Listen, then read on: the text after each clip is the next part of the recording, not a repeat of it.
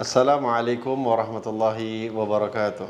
Alhamdulillahi rabbil alamin. Allahumma salli wa sallim ala sayyidina Muhammadin wa ala alihi wa sahbihi ajma'in. Amma ba'd. Sahabat dermawan yang dirahmati oleh Allah Subhanahu wa taala, kita akan melanjutkan kajian kita di dalam kitab Arba'in An-Nawawi, yang insyaallah hari ini kita sudah masuk ke dalam hadis yang ke-10, yaitu hadis yang diriwayatkan oleh Sayyidina Abu Hurairah radhiyallahu taala anhu. Bismillahirrahmanirrahim. Al-hadithul ashir. An Abi Hurairah radhiyallahu anhu qala qala Rasulullah sallallahu alaihi wasallam, innallaha thayyibun la yaqbalu illa thayyiba wa innallaha amara al-mu'minina bima amara bihil mursalin. Faqala ya ayyuhar rusulu kulu min thayyibati wa'malu salihah. Surah Al-Mu'minun. Wa qala ya ayyuhalladzina amanu kulu min thayyibati ma razaqnakum. Thumma dzakara ar-rajula yutilu as-safar ash'atha aghbar yamuddu yadayhi ila as-sama' ya rabbi ya rabbi wa mat'amuhu haram wa mashrabuhu haram wa malbasuhu haram wa ghudhiya bil haram fa anna yustajabu lah. Rawahu Muslim.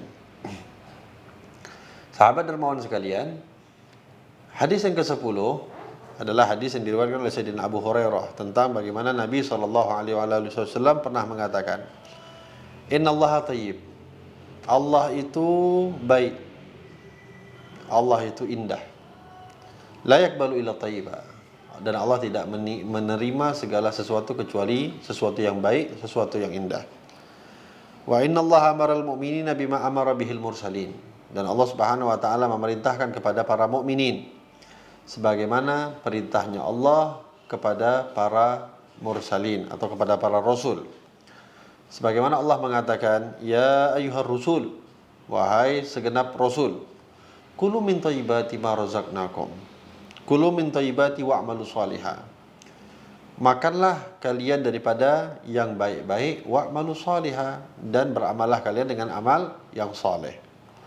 Di dalam ayat yang lain Allah perintahkan untuk orang-orang mukmin, ya ayyuhalladzina amanu kulu min thayyibati ma razaqnakum. Wahai orang-orang yang beriman, makanlah kalian yang baik-baik yang diberikan oleh Allah Subhanahu wa taala rezekinya atas kalian.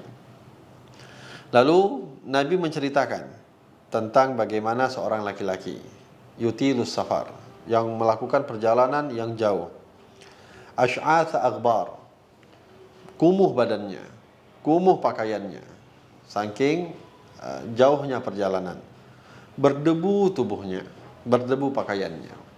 Yamuddu yadayhi ila sama', dia mengangkat tangannya ke atas langit dan dia mengatakan ya Rabbi, ya Rabbi. Dia bermunajat kepada Allah, memohon kepada Allah, menyeru nama Allah. Akan tetapi sudah perjalanan jauh dia tempuh sampai dia kelihatan lusuh, kumuh, berdebu tubuhnya. Dia angkat tangannya ke langit, dia panggil Allah. Namun kata Nabi, wa mat'amuhu haram, makanan yang dia makan haram, minuman yang dia minum haram, pakaian yang dia pakai haram, dan dia diberi makanan dengan yang haram. Nabi bertanya, fa anna yustajabullah. Orang semisal ini dari mana bisa dikabulkan doanya oleh Allah Subhanahu wa taala? Oleh sebab itu hadirin, pesan daripada Nabi Muhammad SAW dalam hadis yang ke-10 ini adalah untuk senantiasa kita mempunyai perhatian di dalam memilih makanan yang masuk ke dalam tubuh kita. Jangan sembarangan, ya. Tidak pernah kita saring apa yang kita masukkan ke dalam tubuh kita. Allah perintahkan kepada kita orang-orang yang beriman, sebagaimana perintahnya Allah tidak berbeda juga diberikan kepada orang-orang yang sebagai rasul-rasulnya Allah Subhanahu wa taala, untuk memakan makanan yang baik, karena Allah Subhanahu wa taala tidak akan menerima kecuali yang baik-baik. Oleh sebab itu perlu untuk kita selain hanya berfikir meminta kepada Allah, bermunajat kepada Allah, beribadah kepada Allah, yang harus kita fikirkan, apakah makanan yang kita makan itu halal atau tidak? Minuman yang kita makan itu halal atau tidak? Minuman yang kita minum. Pakaian yang kita gunakan itu dari mana sumbernya, halal atau tidak.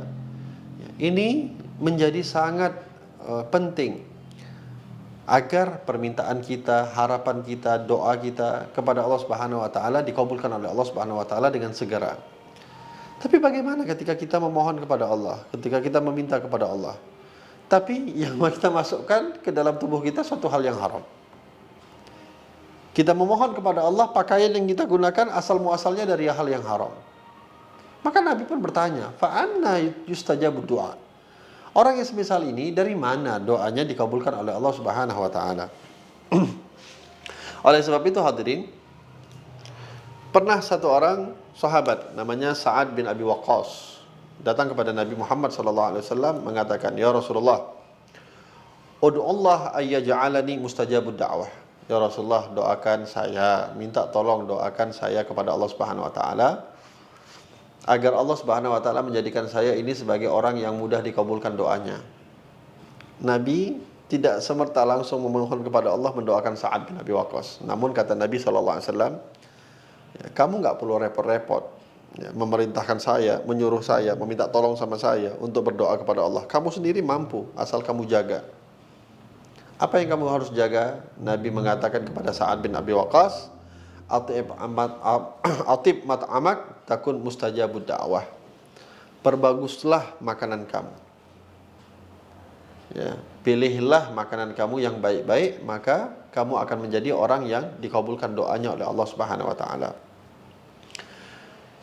Begitu juga di masa Nabi Musa alaihi salam. Pernah diriwayatkan oleh salah seorang ulama yang bernama Wahab ibn Munabbih, ya, bahwasanya ada kisah di masa Nabi Musa alaihi salam ketika beliau sedang berjalan melewati ada satu orang laki-laki yang sedang berdiri, dia memohon kepada Allah, lama dia berdiri, meminta kepada Allah sampai menangis kepada Allah Subhanahu wa taala. Ya, dan Nabi Musa melihat, Masya Allah, ini orang betul-betul khusyuk memohon kepada Allah. Nabi Musa kalimullah, mudah berbicara kepada Allah. Nabi Musa bertanya kepada Allah, "Ya Allah, apakah engkau akan kabulkan doa orang tersebut? Dia nampaknya khusyuk betul memohon kepada engkau, ya Allah." Lalu Allah mengatakan kepada Nabi Musa alaihi salam, "Ya Musa, wahai Musa, innahu law baka hatta talfat nafsuhu wa rafa'a yadahu hatta balagha inana as-sama' mastajabtulah." Musa, ya, kalaulah orang itu memohon kepada Allah, memohon kepada aku, menangis dia sampai binasa dirinya sendiri, dia angkat tangannya sampai tangannya itu sampai ke langit, bahkan tidak akan aku kabulkan doanya. Nabi Musa tanya, "Ya Rabb, kenapa? Kenapa enggak engkau kabulkan?"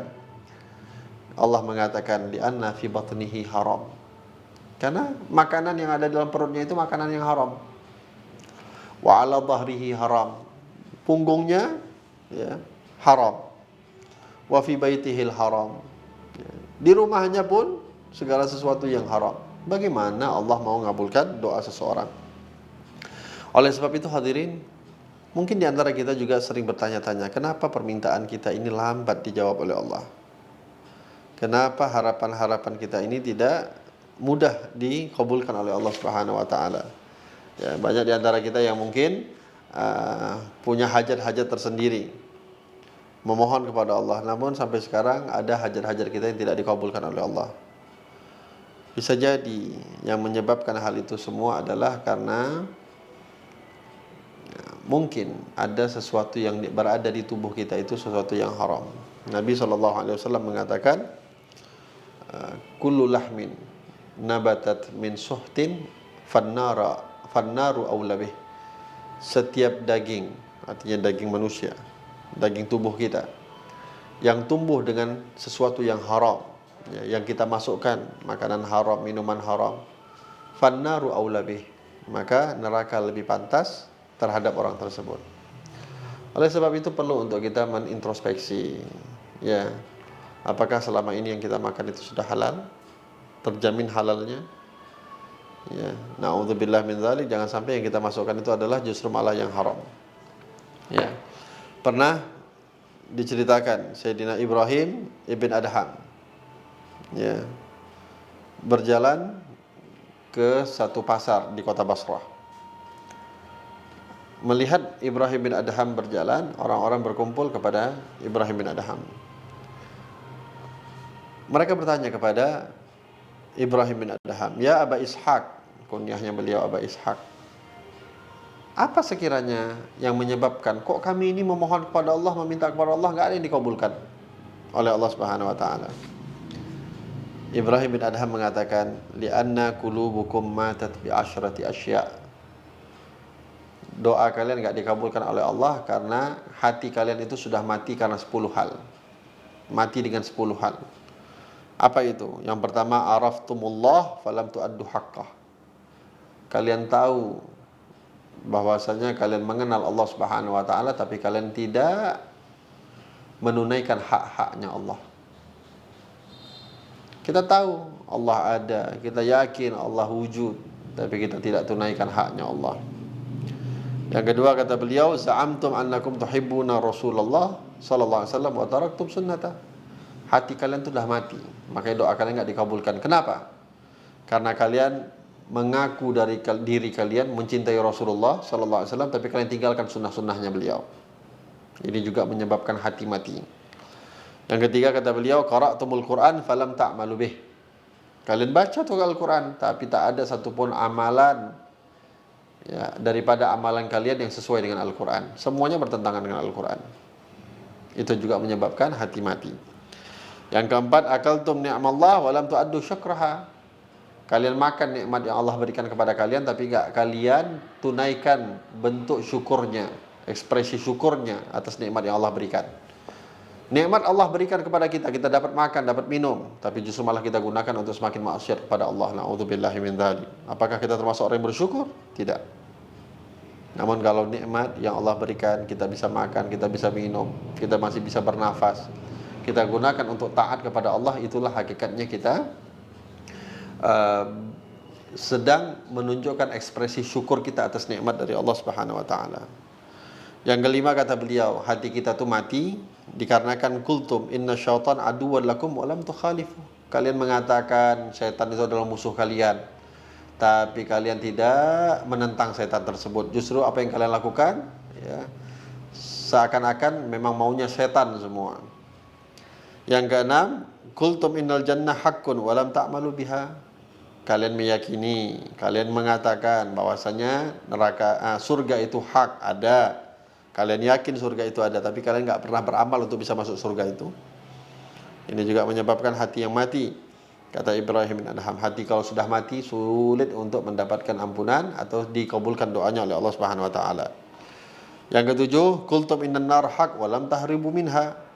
Kalian bilang neraka itu ada, kalian tahu neraka itu kejam, pedih siksaannya, tapi kalian enggak lari daripada itu. Kalian justru malah dekati neraka tersebut. Dengan apa? Dengan maksiat kita. Yang kedelapan, qultum innal mauta haq wa lam tasta'iddu lahu. Kalian bilang mati itu hak. Semua kita pasti mati. Kullu nafsin dha'iqatul maut. Setiap yang bernyawa pasti mati. Tapi kita enggak punya persiapan apapun, enggak kita bersiap untuk menyambut kematian tersebut. Ini juga menyebabkan hati yang mati. Yang kesembilan, intabahtum minan naum fashtaghaltum bi uyubin nas wa nasitum uyubakum. Ya, bangun kalian pagi hari ya, daripada tidurnya kalian, kata beliau, justru malah kalian menyibukkan diri kalian dengan aibnya orang, tapi kalian lupa dengan aib kalian sendiri. Ingat aibnya orang, lupa aib sendiri. Ini menyebabkan hati mati. Dan yang terakhir, dafantum mautakum walam ta'tabiru bihim. Hampir setiap hari mungkin kalian menguburkan jenazah-jenazah yang meninggal di sekitar kalian, tapi kalian tidak mengambil ibrah pelajaran daripada jenazah tersebut, bahwasanya kita pun akan menjadi calon jenazah. Oleh sebab itu, sahabat dermawan yang dirahmati oleh Allah, ya, senantiasa kita memperhatikan, ya, memilih, menseleksi betul-betul apa yang kita masukkan ke dalam perut kita. Bukan hanya itu, perut anak kita, perut pasangan kita, istri atau suami kita. Perhatikan itu. Bahkan dikatakan, ya, kalaulah kita memberikan makanan-makanan yang tidak baik, yang haram, naudzubillah min dzalik. Baik zatnya haram atau cara mendapatkannya yang haram kepada anak kita, maka siap-siaplah anak tersebut akan menjadi anak yang durhaka kepada orang tuanya. Apakah kita mau memiliki anak yang tidak patuh kepada kita, yang kalau diberikan nasihat oleh orang tuanya justru malah menentang orang tuanya, naudzubillahi min dzalik.